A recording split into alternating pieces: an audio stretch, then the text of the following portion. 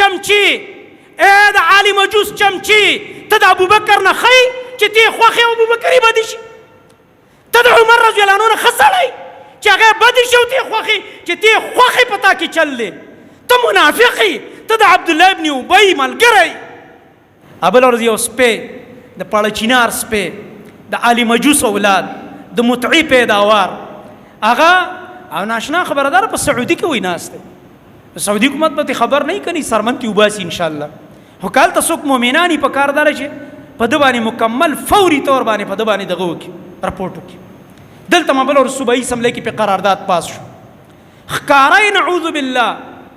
ابو بکر صدیق رضی الله عنه عمر رضی الله عنه عثمان رضی الله عنه او ام المؤمنین د نبی کریم صلی الله علیه وسلم ناموس او عزت او محترمه بیبي عائشه صدیقه رضی الله عنها ته کنځلې کړي او لعنت یې په ویلې په نیټ باندې بیان موجود سړی د هغې د الفاظو د اورېدو برداشت نشي کولی دا هغه ملعون خلق دی او ناشنا خبره دا ده عمده طایفه هغه طایفه ده په هر دور کې امت مسلمه ته دوی تکلیفونه ورکړي یهودو سره په هر دور کې دوی ملګري دي اوس هم سره ملګري دي پرون دوی قطر ایشتي او بله ورځ اسرائیل قطر ویشتي یو ټارګټ دی د دوی یو شان امت مسلمه عرب او عجم د دوی یو شان ټارګټ دی دا مشرکان چې دا ته یوري چې دا زړور دی او هیرو دی او پلانې دی دا او یهودیان په یو صف کې ولاړ دي کلم چې مقبره بره شي په مسلمان گزار کوي په کافر نشي کولی دا تشه ډرامې دي دا تاسو چې څه ګورئ دا ډرامې دا ډېر اوچت دماغ غواړي دا دومره سطحي دماغ نه غواړي چې یو کلیپ وګوري او به جذباتي شي بړبړقۍ د نه جوړه شي دا مولانا بجلیګر خبره سوډا واټر بوتل د ځان نه مه جوړوه چې ټوس بیا د لږ ساعت بعد ټول ګیس میس د نه بیا وتلی خبره ختمه لږ په خبره سوچ کوه لږ تاریخ د اسلام وګوره لږ د صحابو تاریخ وګوره لږ د دې خلکو د غدارۍ تاریخونه وګوره چې دوی د اسلام سره په کم ځای کې غداري کړې دوی په کم ځای کې د یهودو نصاراو ملګري شوي او د مسلمان په سینه کې او په ملا کې خنجر ټومبلی صلاح الدین ایوبي چې کله فتح کولې او دا مسجد اقصی آزادو د صلیبیانو نه هغه صلیبیانو ته ځان تیاری نور الدین زنګي رحمت الله علیه ځان تیاری صلاح الدین ایوبي رحمه الله ځان تیاری دا ډله وه چې د مصر نه دوی یو ګروپ جوړ کړو او د صلاح الدین ایوبي په خلاف کې کاروایونه شروع کړي دې دپاره چې په صلیبیانو غالب نشي صلاح الدین ایوبي رحمه الله د مسلمانانو په خېټه کې خنجر وټومبلو که نه هغه وختي به آزاد کړی وی القدس او مسجد اقصی چې څومره کار لیټ کېده د دوی د لاسه به لیټ کېده په عراق کې څه وکړو بغداد کې ابن علقمي هم د دوی وزیرو کومه غداري وکړه چې تاتاریان یې راوستو د مسلمانانو په لکونو خلکو سرونه قلم کړو د کوپړو نه ولا مینارونه جوړ کړو او د مسلمانانو علمي میراث هغه کتابونه هغه په دریابونو کې ورغورځول هغه تاتاریانو او څو ورځې اول چې قتل عام یې کوو نو د دریاب اوبه سرې روانې وې او چې کله بیا دا کتابونه د مسلمانانو ورغورځول هغه زمانه کتابونه په لاسو لیکلی کېده څو ورځې د دریاب اوبه تکې تورې د سید لاسه روانې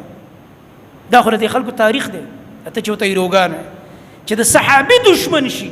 چې د ابوبکر صدیق رضی الله عنه دشمن شي چې د عمر فاروق رضی الله عنه دشمن شي چې د عثمان رضی الله عنه دشمن شي چې هغه د ام المؤمنین عائشه صدیقه رضی الله عنها دشمن شي په الله مې د قسم دا د علي رضی الله عنه دشمن دی په رب العالمین مې د قسم دا د نبی علیه السلام هم دشمن دی په رب العالمین مې د قسم دا د رب العالمین هم دشمن دی او دا د قرآن هم دشمن دی دا د ټول عالم اسلام دشمن دی چې د دغه هستیانو سره خیرخوا نشي زما او ستا خو سوچ کې مرانه ولي چې زما او ستا به خیرخوا شي ته لاس وکړې او زه څوک یم چې ته یې ډېر خوښ یې او زه یې خوښ یم ابوبکر صدیق یې بدې شي او ته یې خوښ او زه یې خوښ یم دا کمې چمچې چې په اسلام آباد کې او دا کمې چمچې چې په مختلف پروګرامونو کې د دوی سره ودرېږي او صفتونه یې کوي دوی ته زه وایم ای چمچې ای د عالي مجوس چمچې ته د ابوبکر نه ښی چې ته یې خوښ یې او ابوبکر یې بدې شي ته د عمر رضی الله عنه نه ښه سړی چې هغه یې بدې شي او ته یې خوښ یې چې ته یې خوښ یې په تا کې چل دی ته منافق یې ته د عبدالله ابن ابی ملګری د ابن ابی کردار والا یې ځکه یې خوښ یې ځکه ستا صفت کوي د نن زمانې علي مجوس چې دا فلانې علامه صاحب دا ډېر ښه سړی دی دا پلانې مولانا صاحب دا ډېر ښه دا مولانا صاحب ځکه ښه سړی دی چې د عبدالله ابن ابی د منافقانو د ډلې دی. ته د ابوبکر نه دا مولانا صاحب ښه سړی دی، دا د عمر رضی الله عنه نه ښه سړی دی، دا د عثمان رضی الله عنه نه ښه ځوان دی، دا د نبي علیه السلام د بیبیانو نه ډېر محترم دی. خو چې ته ورته ګران یې او ستا قصیدې وایي او ستا صفتونه کوي، په تا کې مرض دی.